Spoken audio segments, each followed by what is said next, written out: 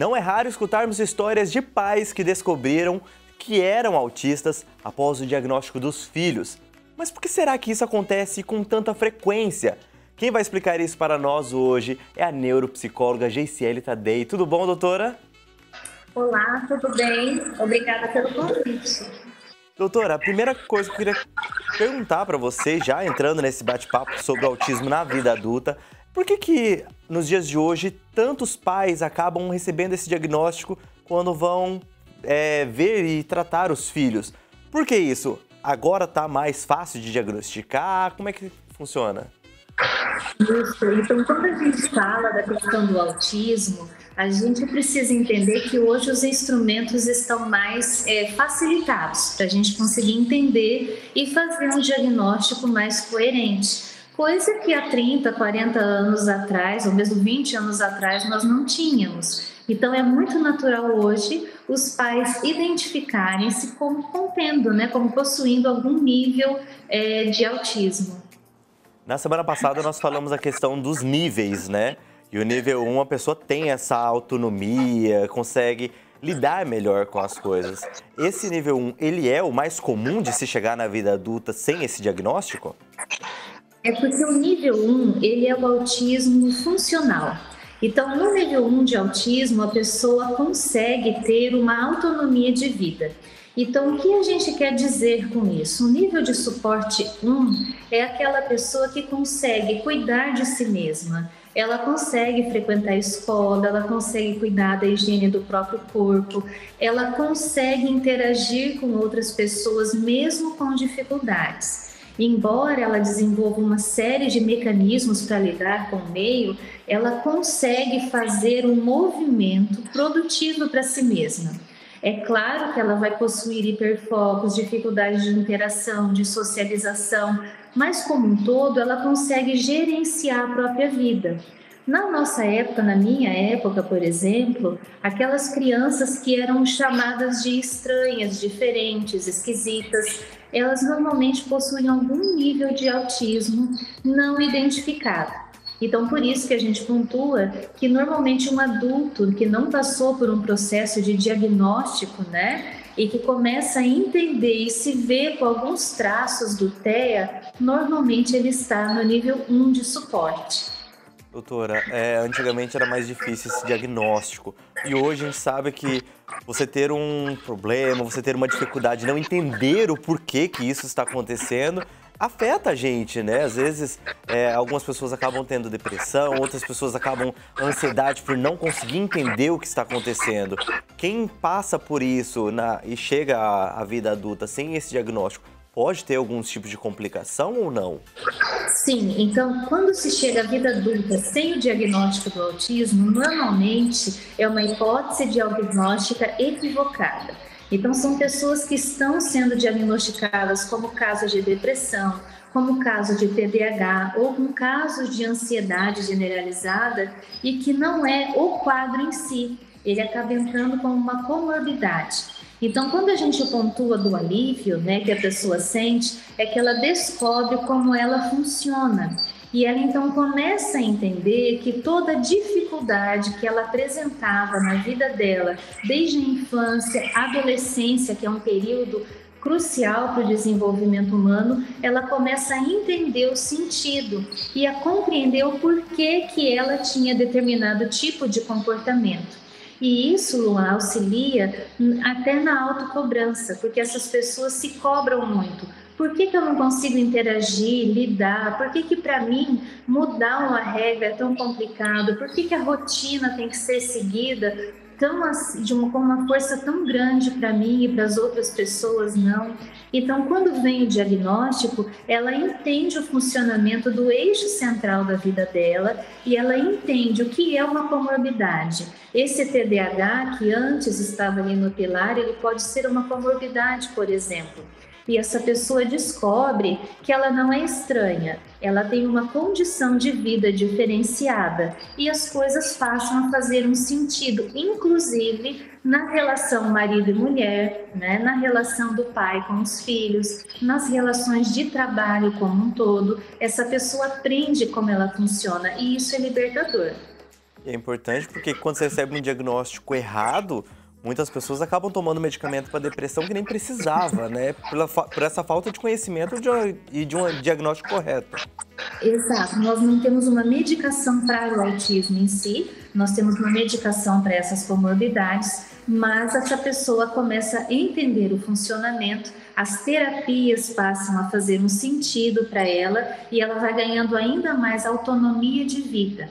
Isso nós falamos de pessoas do nível 1 de suporte que chegam na idade adulta sem um diagnóstico, mas também há pessoas do nível 2 e nível 3 de suporte. Uma pessoa do nível 2, ela já tem uma dificuldade de cuidados maior. Ela precisa de uma intervenção, de um cuidado de uma outra pessoa. Então, ela já não gerencia a própria vida.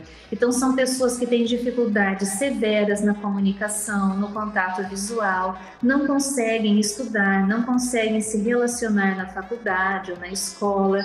E os nível 3 de suporte também têm daí um nível, maior e mais aguçado de dependência do outro. Então, mesmo no nível 2 e 3 de suporte, nós ainda temos muitos adultos que estão sendo diagnosticados aos 40 anos, aos 45 anos. É difícil a intervenção? Ela é mais densa, mas não é impossível de ocorrer. E é claro que quando a gente compara com uma criança que teve o diagnóstico entre 0 e 3 anos, o nível de avanço ele é menor em relação a esse público, mas é possível também de ter um tratamento. Quando a gente fala nas crianças, uma dificuldade, pelo que eu vejo, maior, mas que nós já estamos preparados, é na educação, né? A gente já vê que nas escolas já tem professores já que dão essa atenção especial. E quando a gente entra na fase adulta, um segundo desafio é o mercado de trabalho. Hoje as empresas, elas estão preparadas para receber as pessoas que têm o autismo ou ainda tem que crescer muito ainda nesse aspecto? O nosso mundo precisa aprender a conviver com o diferente, com aquilo que não é tão natural. Então, as escolas estão em processo de aprendizagem e as empresas também. A pessoa com diagnóstico TEA, quanto maior o nível de suporte, maior os direitos que ela tem. Então, essa pessoa, ela não cumpre a jornada integral de trabalho. Algumas pessoas precisam ter uma jornada diferenciada, porque eles têm um transtorno do processamento sensorial, algumas são muito sensíveis a sons, outras a cheiros, outras têm comorbidades que impedem o funcionamento e o contato diário com as pessoas. Então, muitas pessoas TEA, nível de suporte 1 e 2, elas têm uma espécie de overdose, eu brinco, social. Elas interagem e se cansam muito mais do que nós, por exemplo. Então, hoje o mundo empresarial está aprendendo a lidar com o TEA da mesma forma que ele está aprendendo a integrar as pessoas que têm deficiência auditiva, deficiência visual e tantas outras questões que permeiam o nosso universo. E hoje uma pessoa que tem o autismo, ela consegue estar atuando em todas as áreas, né?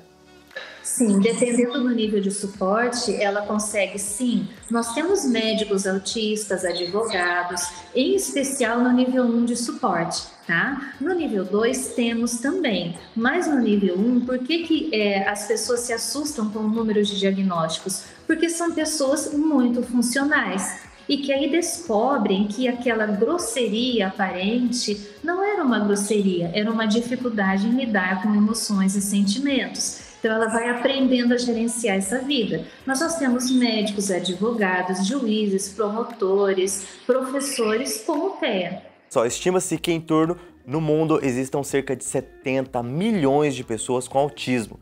Isso significa que é cerca de 1% da população mundial. Nós estamos falando sobre esse tema muito importante. Hoje quem está aqui com a gente é a neuropsicóloga Geisiele Tadei. E doutora, eu queria saber agora, existe uma diferença no diagnóstico entre homens e mulheres? Isso, a proporção é diferente, né? Então a gente observa que o número de meninos sob o diagnóstico TEA, ele é mais expressivo em relação ao número de meninas. E o diagnóstico de meninas, ele é realizado normalmente por profissionais com um olhar mais apurado sobre a área médica, com mais experiência na área da neuropediatria ou da psiquiatria infantil e que já tem uma trajetória de estudos um pouco maior, justamente pelo processo de camuflagem que as meninas fazem em uma intensidade muito maior do que os meninos. Então, normalmente, quando se está ali no nível 1 e 2 de suporte, são os profissionais que têm uma caminhada maior que conseguem fazer um diagnóstico precoce. Quando você fala nessa questão da camuflagem, é bem aquela questão cultural, né?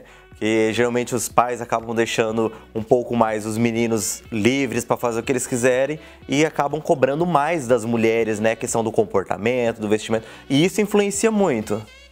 Isso. Todos nós abrimos mãos de algumas questões nossas para nos adaptarmos a determinadas situações.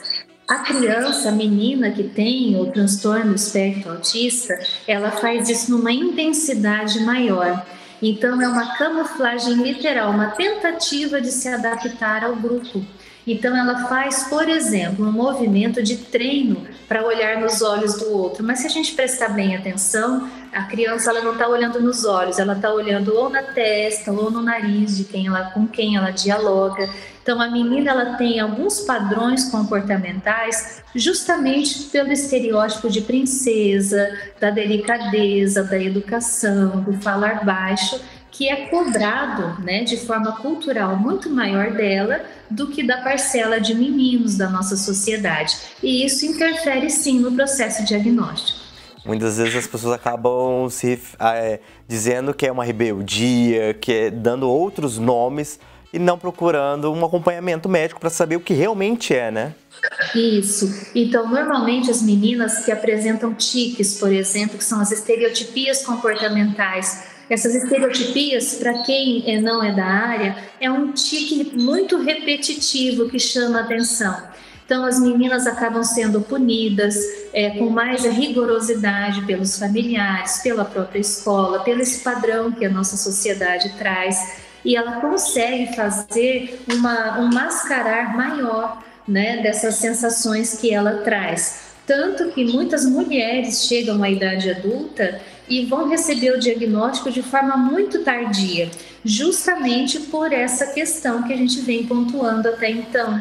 E para elas também é um alívio, né? Então, muitas delas eu tenho a chance de me comunicar e conversar e travar diálogo sobre, e elas pontuam da força que elas fazem para manter um aparente contato visual, para o controle que elas fazem do comportamento, da impulsividade, para não movimentar o corpo de um lado para o outro, esse se balançar ou agitar das mãos. E elas trazem também a sensação de alívio ao se fechar o diagnóstico, porque passaram uma vida tentando cumprir determinadas questões culturais e sociais e não se encaixando. Algumas com uma dificuldade de tratamento muito grande, em casos mais graves, podem tentar o suicídio, né? Então, existem jovens que ela têm com tentativas de suicídio recorrente por uma não identificação do autismo de forma precoce. Para quem está nos acompanhando e se identificou com sintomas e às vezes não é o caso de ter um filho e descobrir como é que a pessoa pode estar indo, como é que ela faz essa procura por um profissional para ter esse diagnóstico ou não do autismo? Então, quem se identificou, quem percebeu que tem alguma característica, algo que não está coerente, busque um neuropediatra no caso de crianças, né? Ou um profissional da neurologia, ou um psiquiatra, mas pessoas que têm a habilidade da continuidade de estudos e busque referências daqueles que têm cursos na área do autismo.